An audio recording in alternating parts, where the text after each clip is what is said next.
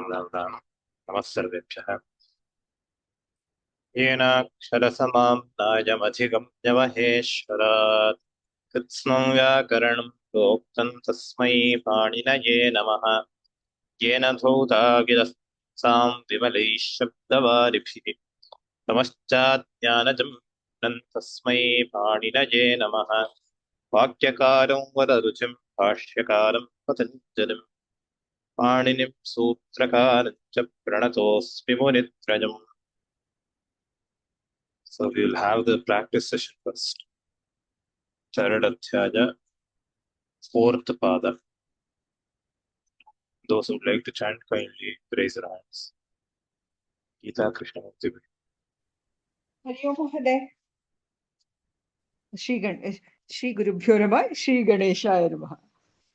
अथ पाणिनीय सूत्रपाठे तृतीयाध्याये चतुर्थ पादः धातु संबंधे प्रत्ययाः क्रिया समभिहारे लोट लोटो लोट लोटो हिस्वो सम्यक् वा? सम्यक् वा महोदय? हिस्वौ वा च तद्ध्वमोः समुच्चेन्यतरस्यां यथा विध्यनुप्रयोगः पूर्वस्मिन् समुच्यते सामान्यवचनस्य छन्दसि किं महोदय? समुच्चये सामान्यवचनस्य सम्यक् छन्दसि लुङ् लङि लटः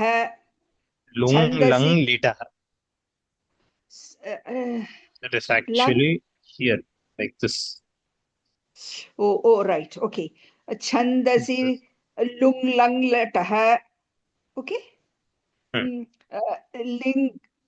लिङ्गर्थे लिट late. Because it went up, I got it late. Okay. Lingarte late.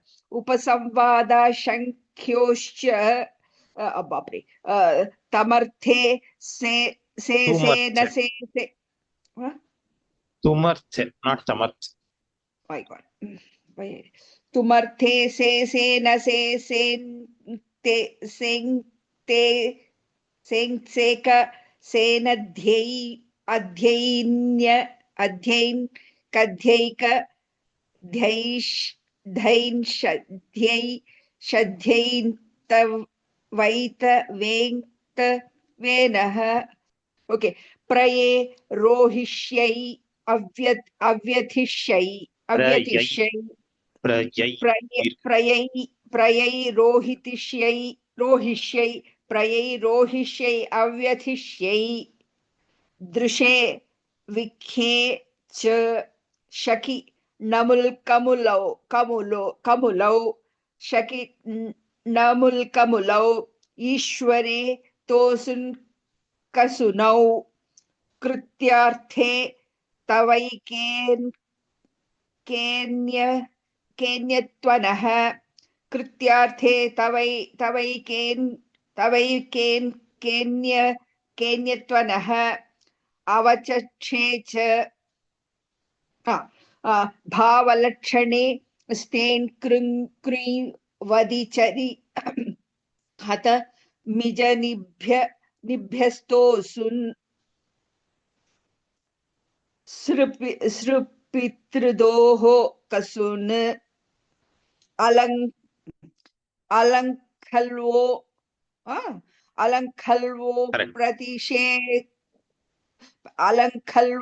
प्रतिषेधयो प्राचां त्वा उदीचां माङो व्यतिहारे परावरयोगे च समानकर्तृकयोः पूर्वकाले अभिक्ष्ण्ये नमुल् च न यद्यनामकाङ्क्षे. सम्यक् वा? यद्यनाकाङ्क्षे. न यद्यनाकाङ्क्षे. अलं धन्यवादाः। धन्यवादः महोदय। जानकी भगिनी। नमस्ते महोदय। समानकर्तृकयोः पूर्वकाले आभिक्ष्ण्येणमुल्च न यद्यनाकाङ्क्षे विभाषाग्रे प्रथमपूर्वेषु कर्मण्याक्रोशे क्रियः कमुइं स्वादुमीणमुल् अन्यथैवं कथमित्थं सुसिद्धा प्रयोगश्चेत् यथा ततयोरसूया प्रतिवचने कर्मणि दृशिविदोः साकल्ये यावति विन्दजीवोः चर्मोदरयोः पूरे वर्षप्रमाणवूलोपश्चास्यान्यतरस्याम्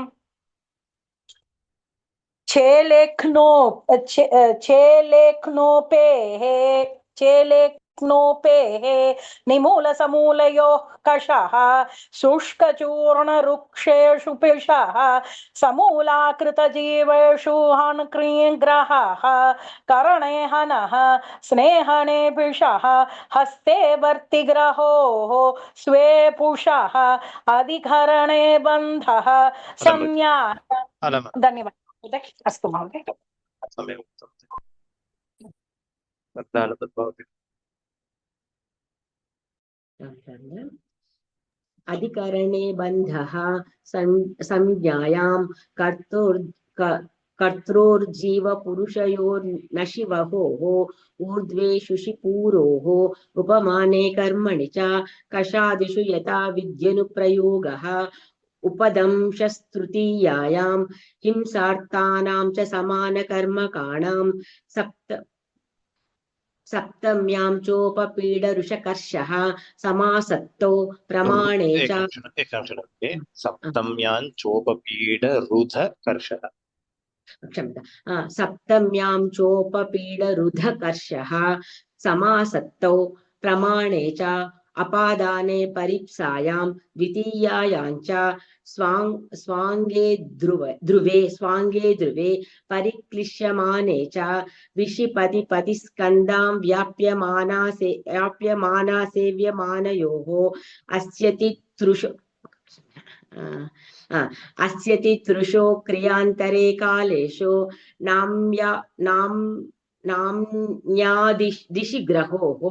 नाम्यादिशि ग्रहोः अव्यये यथाभिप्रेताख्याने कृयक्त्वा नमुलौ तिर्यच्चपवर्गे स्वाङ्गे तत्प्रत्यये कुम्भोः नाथार्थप्रत्यये कुब्भो स्वाङ्गे तत्प्रत्यये कुब्भोः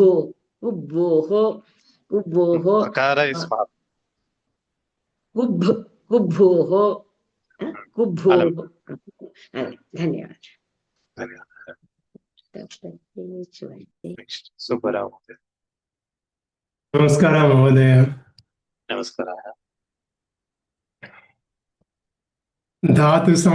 अथ श्रीगुरुभ्यो नमः। अथ पाणिनीयसूत्रपाठे तृतीयाध्याये चतुर्थपादः। धातुसम्बन्धे प्रत्ययाः क्रियासमभिहारे लोटो हिस्वौ वाच तद्वमोः समुच्चयेऽन्यतरस्यां यथा विध्यनुप्रयोगः पूर्वस्मिन् समुच्चये सामान्यवचनस्य छन्दसि लुङ् लङि लटः लिङ्गर्थे लेट्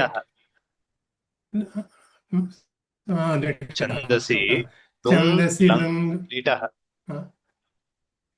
आं महोदय। छन्दसि लुङ् लङ् लिटः लिङ्गर्थे लेट् उपसंवादाशङ्कयोश्च त्वमर्थे शेषन कसे तुमर्थे सेन से सेन not सेसन। yes sir।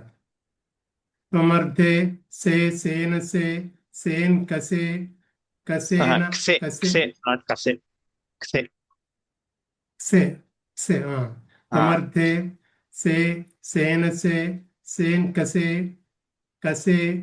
नच्छै अच्छै अच्छैन् कच्छै कच्छैन् षज्जै षज्जैन् तवै तवै तवें तवेनः प्रयै रोहिष्यै अव्यतिष्यै दृश्ये विख्ये च शकिनमुल्कमुलौ ईश्वरे तोऽस्मिन् कसुनौ कृत्यार्थे कृत्यार्थे तवै कृत्यार्थे तवैकेन् केन्यत्वनः अवचक्षे च भावलक्षणे स्तेन क्री वदि चेरि उत मिज निभ्यस्तसोऽसुन् सुपितृदोः कसुन् अलङ्कल्वो प्रतिषेधयो प्राचां त्वा उदीचां माङ्गो व्यतिहारे परावरयोगे च समानकर्तृकयोः पूर्वकाले धन्यवाद नमस्कारः नमस्कार नेक्स्ट वेंकटराम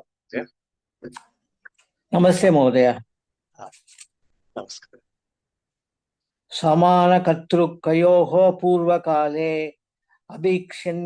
अभिक्षन्ये नमुल् च आभीक्ष्णे क्षम्यताम् आभिक्ष्ण्ये नमुल् च न यद्यनाकाङ्क्षे विभाषाग्रे प्रथम पूर्वेषु कर्मण्या क्रोशे कृञः कमुञ्ज स्वादुमि नमुल् तैवकं कथा मित्तंसु सिद्धा प्रयो गच्छेत् यथा तयोरसयूया प्रतिवचने कर्मणि दृशिविदोः साङ्कल्ये यावती विन्दजीवोः सर्मोदरयोः कुरेः वर्षप्रमाण ऊलोपश्चास्या नियतरस्यां चेले क्नोपेः निमूल समूलयोः कषः शुष्कसूर्ण वृक्षेषु पिशः समूलाकृत जीवेषु हन्कृञः कृञ्ग्रहः करणे हनः स्नेहने पिशः हस्ते वर्तिग्रहोः स्वे कुशः अधिकरणे बन्धः संज्ञायां कर्त्रोर्जीवपुरुषयोर्निशि वहोः धन्यवादः महोदय धन्यवादः नेक्स्ट मुत्तुलक्ष्मी अधिकरणे चतुर्थपादं बन्धः वदति वा चतुर्थपादं वदति वा पूर्वतनं वदति वा इति प्रश्नः आगतः अस्तु एतदेव अनुसर अधिकरणे बन्धः संज्ञायां कर्त्रोर्जीवपुरुषयोर्नशिवहोः ऊर्ध्वे शुशिपूरोः उपमाने कर्मणि च कषादिषु यथा विध्यनुप्रयोगः उपदंशस्तृतीयायां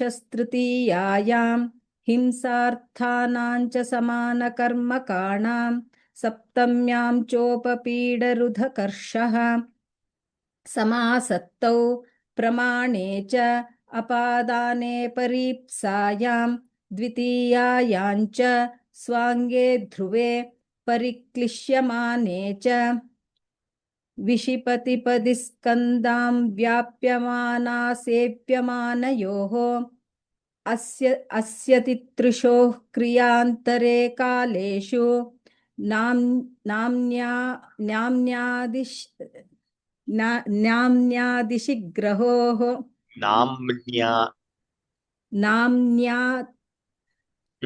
नाम्न्यादिशिग्रहोः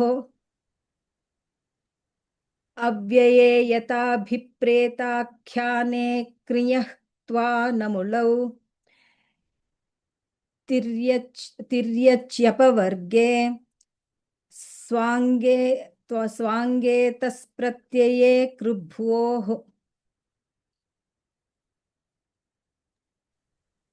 तस्प्रत्यये कृभ्वोः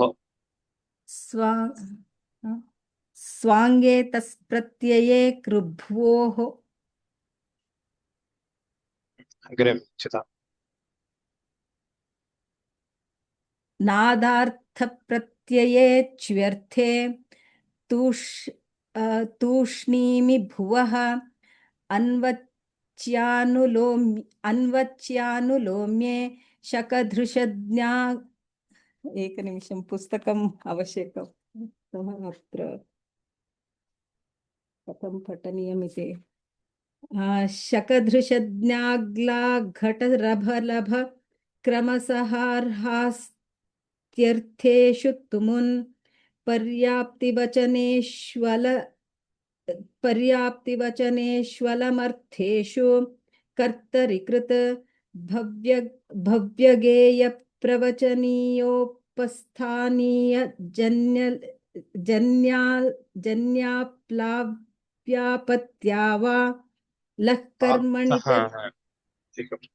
जन्याप्लाव्यापात्या वा भव्यगेयप्रवचनीयोपस्थानीय जन्यप्लाव्यापात्या वा लः कर्मणि च भावे चाकर्मकेभ्यः तयोरेव कृत्यक्तः खलर्थाः आदिकर्मणिक्तः कर्तरि च गत्यर्था कर्मकश्लिशीं स्थासवस्जनरुह जीर्यतिभ्यश्च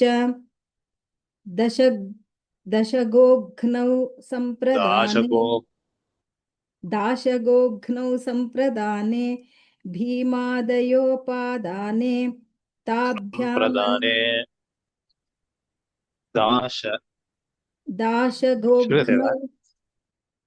दाशगोघ्नौ सम्प्रदाने भीमादयोपादाने ताभ्यामन्यत्रोणादयः तोधिकरणे च द्रव्यगतिप्रत्यवसानार्थेभ्यः लस्य तिप्तश्चिसिप्तस्थमिवस्मस्तातां च तासातां ध्वम् इड्वहि महिं टित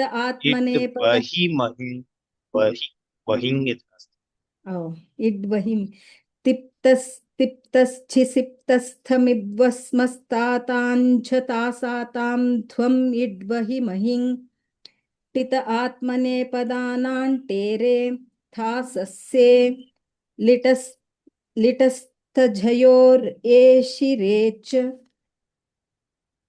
परस्मैपदानान् अस्तु अलं भगिनि अलम् अग्रे लङ्कासूर्य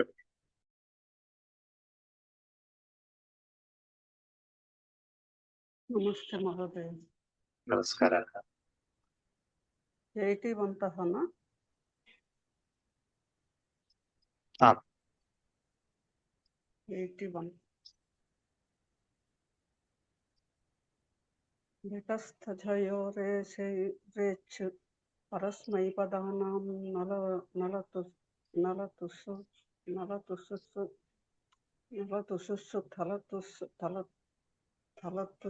थलतुस नल्वमाः your voice is very feeble. लोना Can you come closer to the mic or can you wear a headphone or earphone? परस्मैपदानां नलतुसु थलतुस् नल्वमाः एकं क्षणं तत्र परस्मैपदानां नलतुसुस्थलतुसनल्वमाः परस्मैपदानां नलतुस् थलतुस् नल्वमाः विदो थलतुसनल्वमाः. Again you don't have थलतुसनल् एवं नास्ति. थलतुसन्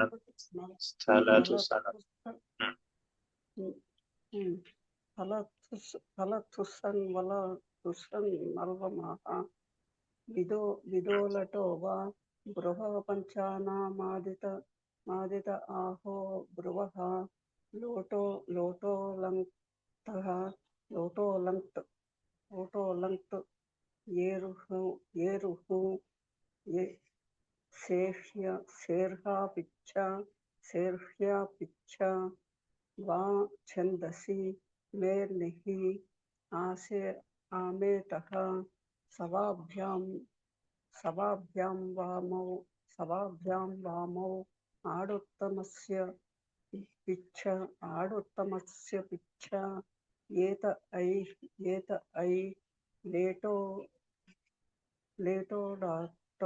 लेटो डाटौ आत ऐ वैतोऽन्यत्र इतश्च लोपः परस्मैपदेषु सावुत्तमस्य नित्यं इतश्च तस्तस्तमितां तमिपां तां लिङ्ग तत्र तस्थस्थमिपान् तान् तन्तामः तस्तस्तमिपां तामः श्रूयते तस्तस्तमिपां तामः लिङ्गसीयुट् यासुट् परस्मैपदेषु धातो इच्छा किदाशिषि झस्य रन् इतोत् सुट् तिथोः झेझ्युस् सिझभ्यस्तविधिभ्यश्च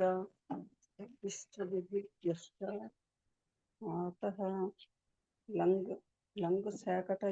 शाकटनस्यैव लङशाकटायनस्यैव लङ्गशाकटायनस्यैव द्विषश्च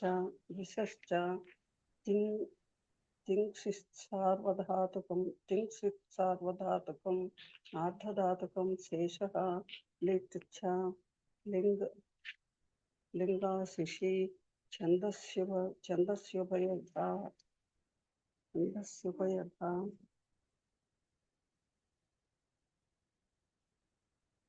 धातु संबंधे समान अधिकरणे स्वांगे लिटस्तस्त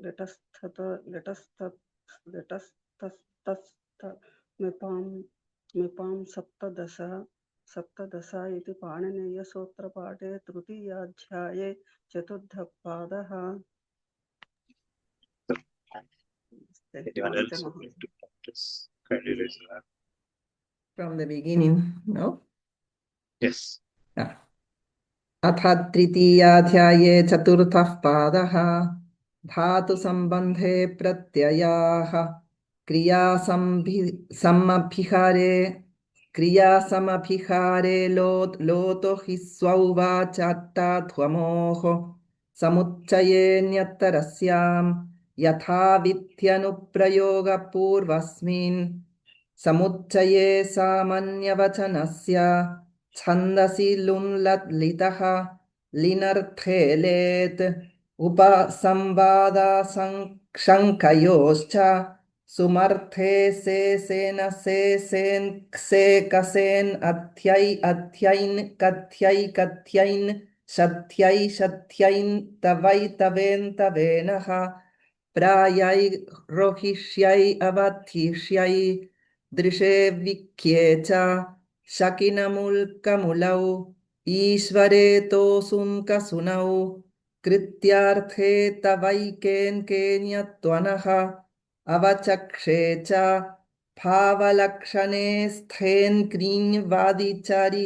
हूतामि जनिभ्यस्तोसुम् श्रीपितृदोः कसुन् अलं खल्वोः प्रतिषेधायोः पराचान् कृत्वा उदीचान् मनोव्यतिहारे परावरयोगे च समानकर्तृकयोः पूर्वकाले आभिक्ष्ण्ये न मुल्च न यद्यान्याकाङ्क्षे विभाषाग्रे प्रथमपूर्वेषु कर्मण्याक्रोशे कृण्यः खामुन्य स्वादुमिनमुल् अन्यथैवं कथमित्थसु सिद्धा प्रयोगाश्चेत् यथा तथयोरसूया प्रतिवचने कर्मणि दृशिविदोः साकल्ये यावति विन्दजीवोः चर्मोदरयोः पूरेः वर्षप्रमाण ऊलोपश्चास्यान्यतरस्यां चेलेग्नोपेः निमूलसमूलयोः कषः शुष्काचूर्णवृक्षेषु पिशः समूलाकृतजीवेषु हन्कृङ्ग्रहः करणे हनः स्नेहने पिशः हस्ते वर्तिग्रहोः स्वे पुषः अधिकरणे बन्धः संज्ञायां कर्त्रोर्जीवपुरुषयोर्नशिवहोः ऊर्ध्वेषु शिपूरोः उपमाने कर्मणि च कषादिषु यथा धन्यवादः सुबलक्ष्मी नमस्कारः आचार्य इदानीं कस्मात् सूत्रात् पठने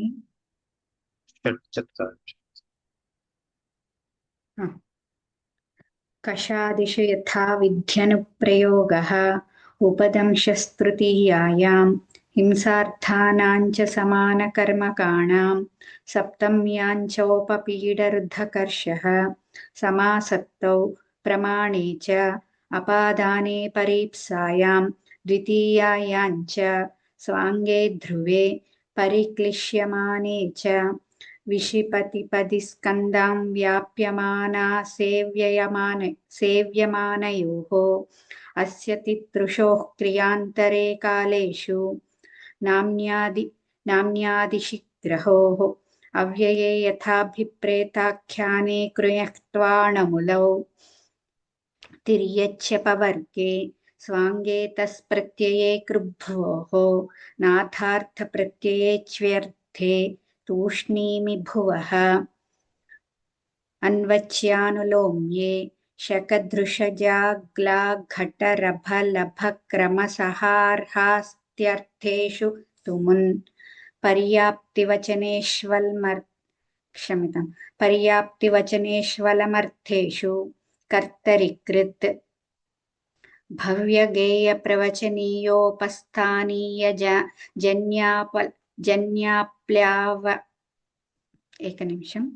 पुनः पठामि भव्यगेयप्रवचनीयोपस्थानीयजन्याप्लाव्यापात्या वा लः कर्मणि च भावे चाकर्मकेभ्यः तयोरेव कृत्यक्तखलार्थाः आदिकर्मणिक्तः कर्तरि च गत्यर्था कर्मक्श्लिशशीङ्गस्था आसवसजनरुहजीर्यतिभ्यश्च दशगोघ्नौ सम्प्रदाने भीमादयोपदाने ताभ्यमन्यत्रोणादयः क्तोऽधिकरणे च द्रव्यगतिप्रत्यवसानार्थेभ्यः लस्य तिप्तश्चित्तस्तमिद्वस्मस्ताताञ्झतासान्तां ध्वमिड् बहिमहिं टितात्मनेपदानां टेरे थासस्से लिटस्तजयोरे शिरेच परस्मैपदानां नमस्कारः धन्यवादः अहं वदामि महोदय नमस्कारः लिटस्तजयोरेशिरेच परस्मैपदानां नलतुसुस्थलतुस नल्वमाह विदो लटो वा ब्रुवः पञ्चानामादिताहो ब्रुवः लोटो लङ्वत् येरुः सेर्ह्यपि च वा छन्दसि मेर्निः किञ्चित् धन्यवादः मेर्नि आमेतः सवाभ्यां वामौ आडुत्तमस्य पिच एत ऐ लेटो डाटौ आत ऐ वैतोऽन्यत्र इतश्च लोपः परस्मैपदेषु पदेषु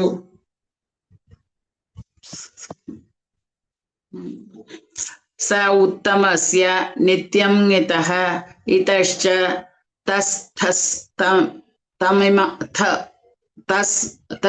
तस्तस्तमिपां तां तं तामः लिङत्सि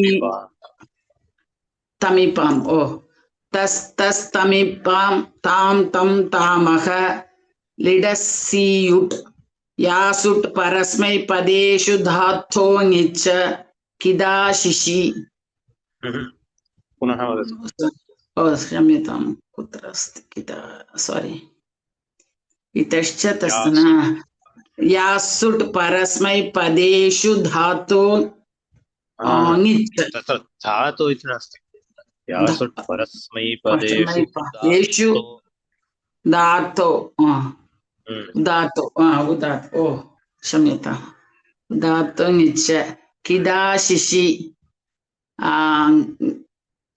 जस्य इटोत् सुट् चिथोः जेजुस् something like जस्य I made mistake सिजभ्यस्त विधिभ्यश्च आतः लगः शाकटायनस्यैव द्विषश्च तिंशित् सार्वधातुकम् आर्धधातुकं शेषः लिच्छ लिडाशिषि छन्दस्युभयथा धातु संबंधे समान अधिकरणे स्वांगे लिटस्तस्तमिपां सप्तदश इति पाणिनीय सूत्रपाठे तृतीयाध्याये चतुर्थपादः धन्यवादः महोदय धन्यवादः श्रूयते वा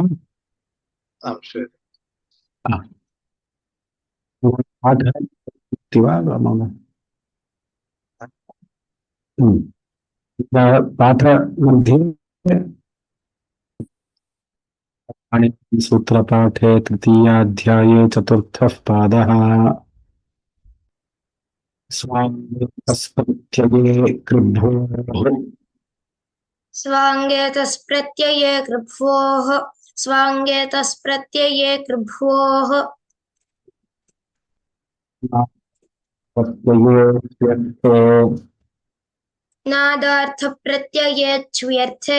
नादार्थप्रत्यये च्व्यर्थे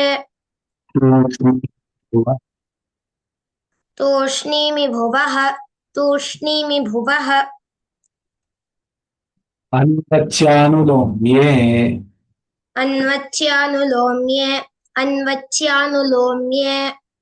शकाधृषज्ञा घटरभलभ शकधृषज्ञाग्लाघटरभलभ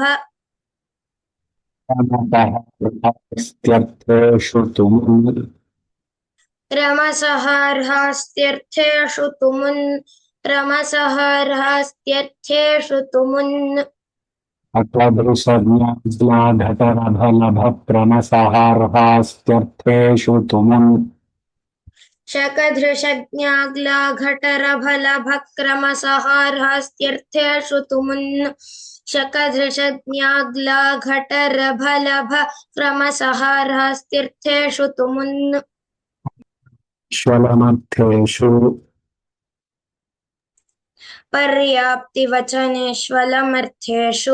पर्याप्तिवचनेष्वलमर्थेषु कर्तरिकृत्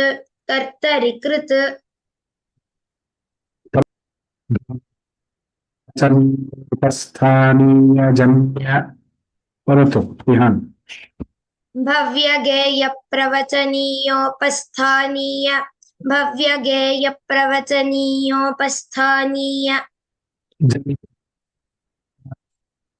वा जन्याप्लव्यापात्या वा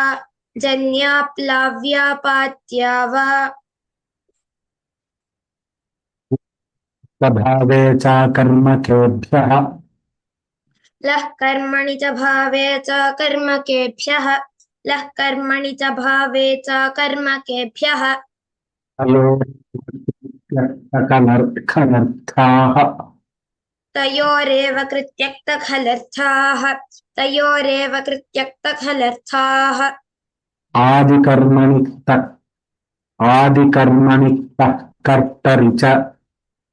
आदिकर्मणिक्तः कर्तरि च आदिकर्मणिक्तः कर्तरि च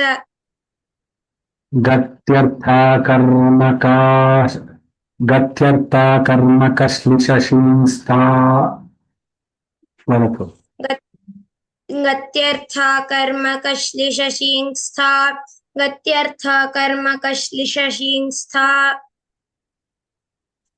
आसवसजनरुहजीर्यतिभ्यश्च गत्यर्था कर्मकश्लिशंस्तासवसजनरुहजीर्यतिभ्यश्च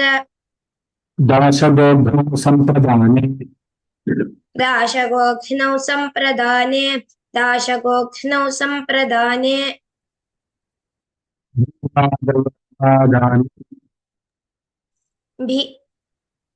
भीमादयोपादाने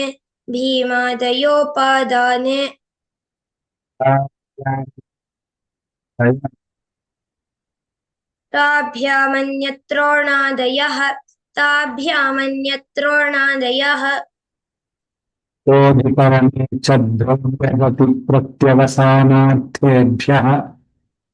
तोधिकरणे च द्रव्यगति प्रत्यवसानार्थेभ्यः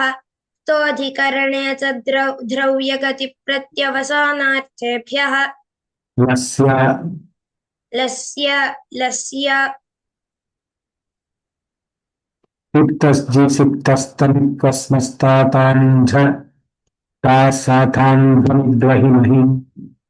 सिप्तस्जिसिप्तस्तनिक्वस्मस्ताताञ्झ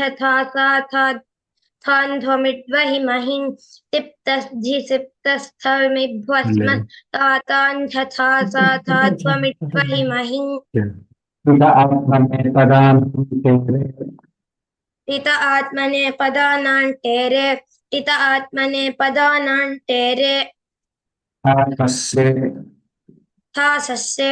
थासस्से लिटस्तझयोरे शिरेच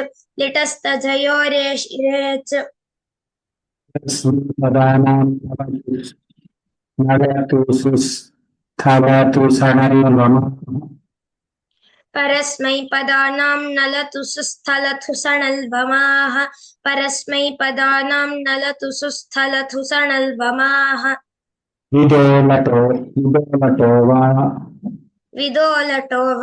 विदोलतो वा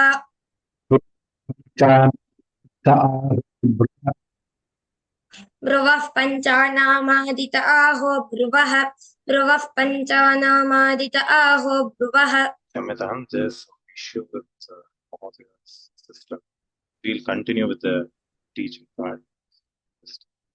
Eruhu Serhyapicca Vachandasi Mernihi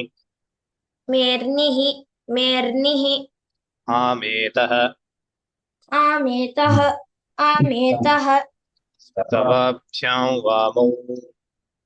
सवाभ्यां वामौ सवाभ्यां वामौ आडुत्तमस्य पिच्च आडुत्तमस्य पिच्च एत ऐ लेटोडाटौ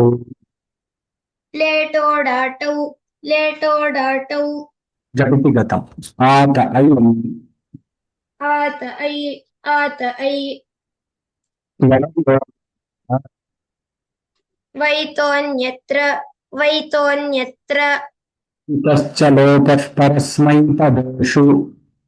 इतश्च लोपः परस्मैपदेषु इतस्तलोपः परस्मैपदेषु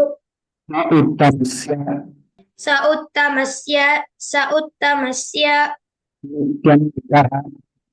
नित्यं इतः नित्यं इतः इतश्च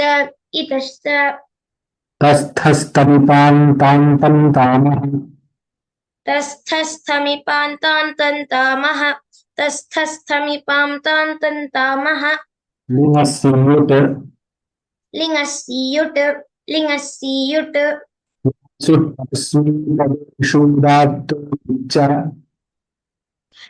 यासुट् परस्मैपदेषु दात्तो ङिच्च किदाशिषि ठस्यरन् इटोत् सुट्थितोः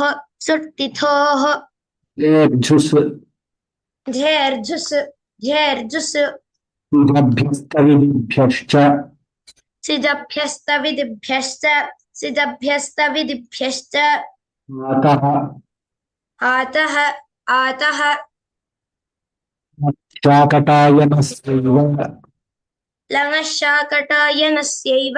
लङशाकटायनस्यैव द्विषश्च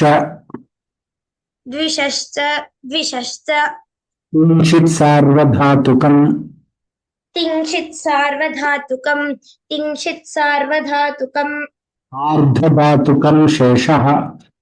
आर्धधातुकं शेषः लिट् लिङाशिषि छन्दस्युभयथा धातु संबंधे समानाधिकरणे स्वाङ्गे लिटस्तस्थस्तमिपां सप्तदश धातु संबंधे समानाधिकरणे स्वाङ्गे लिटस्तस्थस्थमिपां सप्तदश धातु संबंधे समानाधिकरणे स्वाङ्गे लिटस्तस्थस्थमिपां सप्तदश इति पाणिनीयसूत्रपाठे तृतीयाध्याये चतुर्थः पादः इति पाणिनीयसूत्रपाठे तृतीयाध्याये चतुर्थः पादः इति पाणिनीयसूत्रपाठे तृतीयाध्याये चतुर्थः पादः धन्यवादाः सर्वेभ्यः राम राम